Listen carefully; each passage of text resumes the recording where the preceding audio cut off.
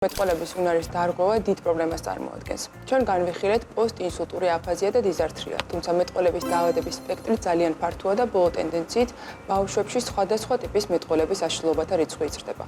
ამ პრობლემის კორექცია მოითხოვს დროულ ვიზიტს მეტყველების თერაპევტთან და ეფექტურ მკურნალობას.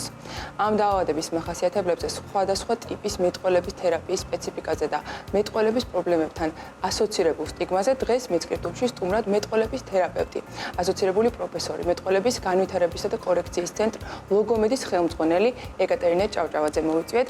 ჩვენი პირველი კითხვა შეეხება იმ თემას, რომელზეც ახლახანს ვისაუბრეთ, ეს არის დიზართრია და აფაზია, ანუ პოსტინსულტური მეტყველების დარღვევები. გარდა ამისა, სხვა ტიპის აშლილობებიც არსებობს ინსულტის შემდგომ, ცოტა მეტი რომ ვისაუბროთ, რა ტიპის დაავადებებია ეს, როგორ მიდის მათი მკურნალობა და ამდენად შესაძლებელია, რომ ეს დაავადებები სრულიად გააკვირვოთ და პაციენტი დაუბრუნდეს მშეული მეტყველების მდგომარეობას. ინსულტის შემდგომ დაახლოებით 30-40%-ში საშუალოდ ვითარდება აფაზია. დაახლოებით 65 წლამდე ასაკში თერაპიული პროცესები საკმაოდ კარგად მიმდინარეობს და ჩვენ მეტყველების აღდგენის აბსოლუტური დონე გვაქვს, თუმცა შემდგომ 70 წლის შემდგომ უკვე განსხვავებული დონეებია, ეს შეიძლება იყოს კომპენსატორული ან რეადაპტაციური, სადაც ხელახლა დაგვჭირდეს მეტყველების ფუნქციასთან ადაპტირება, დამხმარე თუ ალტერნატიული კომუნიკაციის საშუალებით. კერძოდ ვერნიკეს დაზიანების დროს ჩვენ გვაქვს მიმართულ მეტყველებასთან დაკავშირებული პრობლემები. ადამიანს უჭირს იმის გაგება და გაანალიზება, როდესაც მიმართავენ რას ეუბნებიან. როკას დროს აქ მოტორული, ანუ საარტიკულაციო მოძრაობების დაგეგმვისა და განხორციელების პრობლემები გვაქვს.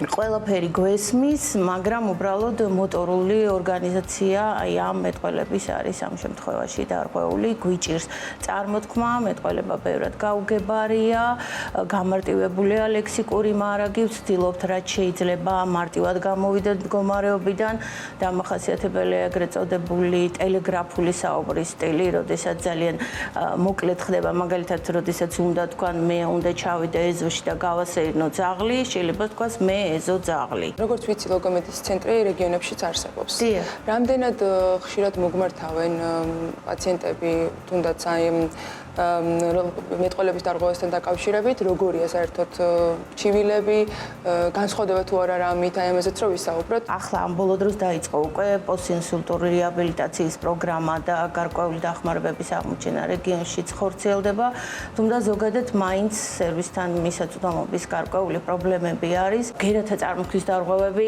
ერთნაირად არის ყველგან. აი დასავლეთ საქართველოსთვის უფრო დამახასიათებელია მეტყველების ტემპისა და რიტმის დარღვევები. შედარებით უფრო აჩქარებულია მეტყველება, უწესრიგოა და ასევე ენაბორძიკია საკმაოდ მაღალი ხარისხით გამოხატული. რაც შეიძლება აი აღმოსავლეთ საქართველოში, ნუ იქ გვაქვს ბგერათა დარღვევები და ზოგადად ორივე შემთხვევა მთლიანად საქართველოში საკმაოდ არის გახშირებული დასწავლასთან დაკავშირებული პრობლემები, რომ მაგალითად კოვიდამდე თუ ყოველ მე-12 ბავშვი იყო წერა, კითხვა, წაკითხული შინაარსის გაგებასთან დაკავშირებული პრობლემები, კოვიდის შემდგომ ყოველ მე-5-6 ბავშვია უკვე ეს. დისტანციურმა სწავლამ მოიტანა ეს მომენტი, გარდა ამისა, კოვიდის დროს იყო ეკრანთან დიდი მიჯაჭვულობა, კიდევ უფრო დიდ დროს ატარებდნენ ბავშვები ეკრანთან და საბოლოოდ აი ეს ბავშვები ყველანი შემდგომ იყრიან უკვე ჩვენთან თავს, იმიტომ რომ დასწავლასთან დაკავშირებული პრობლემები საბრძოლოს ასევე წარმოადგენს ფონემური ცნობიერებასთან დაკავშირებული პრობლემები.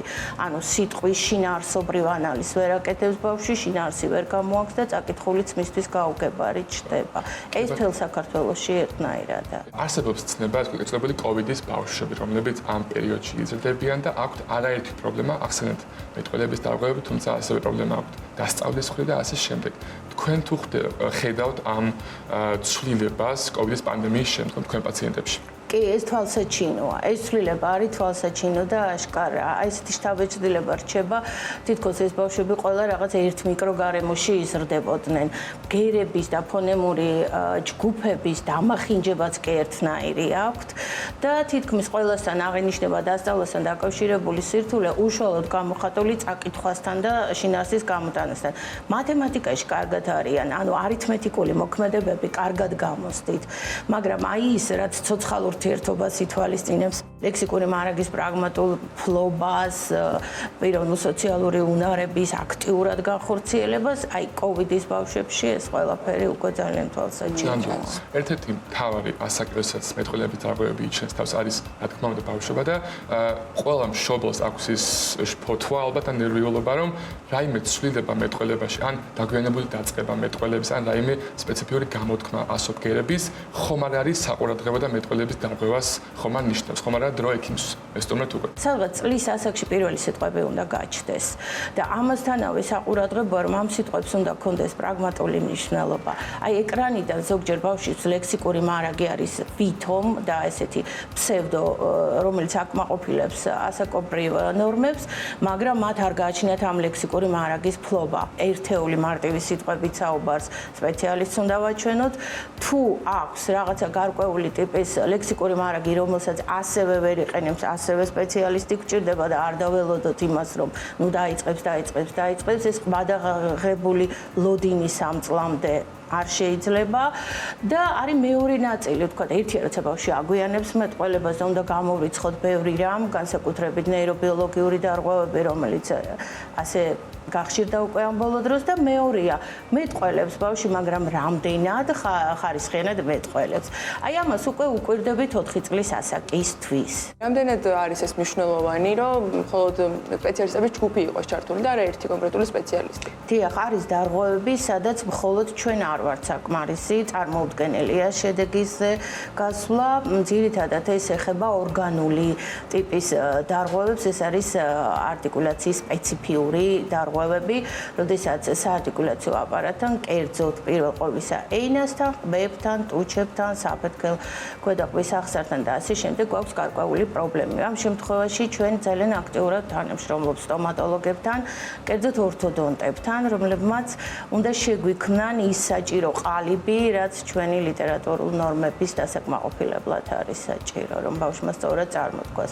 ნუ რა თქმა უნდა, ასევე მჭიდროდ ვურთიერთობთ ნევროლოგებთან, განსაკუთრებით ისეთი დარღვევების დროს, როგორიც არის ენაბორძიკი, აჩქარებული მეტყველება, შენელებული მეტყველება, სხვადასხვა ტიპის იგივე ეს დიზართრიული მომენტები, თანამშრომლობთ პედიატრებთან, ფიზიკურ თერაპევტებთან და ასე შემდეგ. ახლა შევეხეთ აუტიზმის სპექტრის აღშფოთებას და ეს არის მდგომარეობა, რომელიც საკმაოდ ბევრ მშობელს ანერგიულებს და ბევრ ბავშვს აწუხებს სამწუხაროდ და მათი მაჩვენებელი, როგორც ჩანს კვლევებში იზრდება.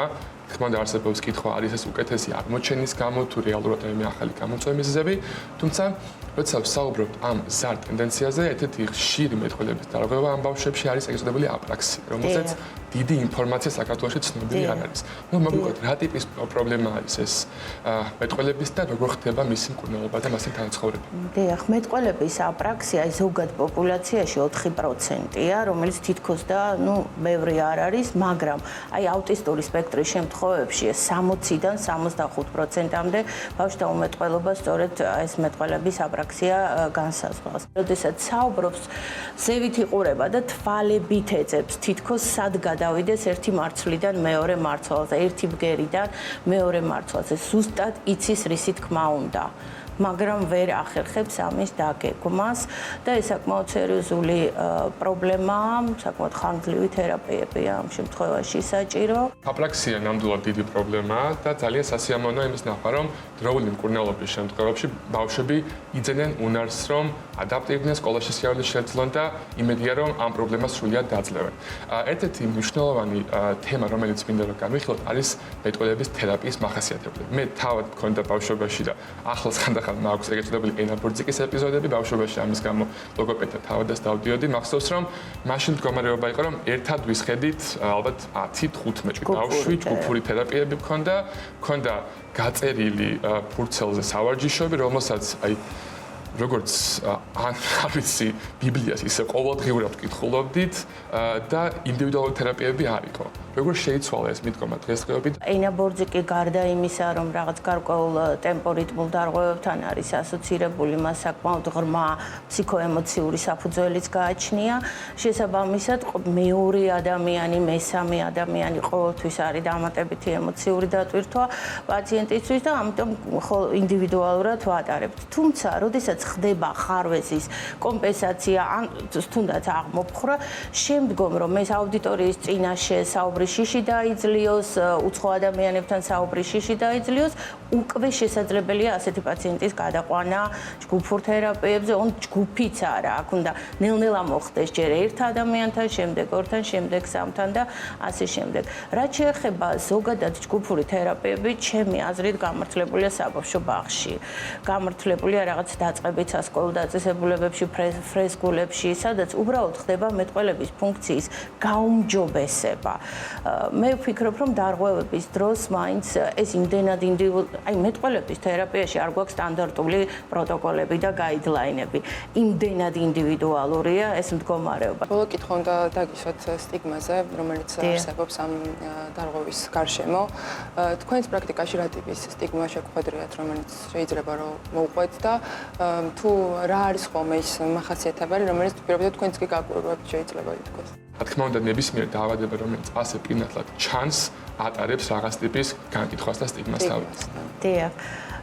მართალი ბრძანდებით ყველაზე დიდი მაღალი ხარისხით ეს მომენტი გამოხატულია სწორედ ენაბორციკთან დაკავშირებით. იგივე მაგალითად ეს ენაბლუობა, სადაც ოფიციალურ ტერმინათაც კია მიჩნეული ენაბლუობა, ძალიან ბევრი სპეციალისტი კაცრი აღრიცხვის სამედიცინო დოკუმენტაციაში აწარმოებს ამას და შემდეგ მშობლისთვის არის პირველ ყოვლისა ეს ძალიან ძნელად მისაღები. არსებობს გარკვეული სტიგმები სკოლაში, ძირითადად რაოდენ სამწუხაროც არ უნდა იყოს ზოგჯერ ეს შეიძლება თავად მასწავლებლებისგანაც მოდიოდეს. დაჯექი არ იცი, არ ხარ მზად, გაჩუმდი ჯობია ჯობს სხვა მოყვეს.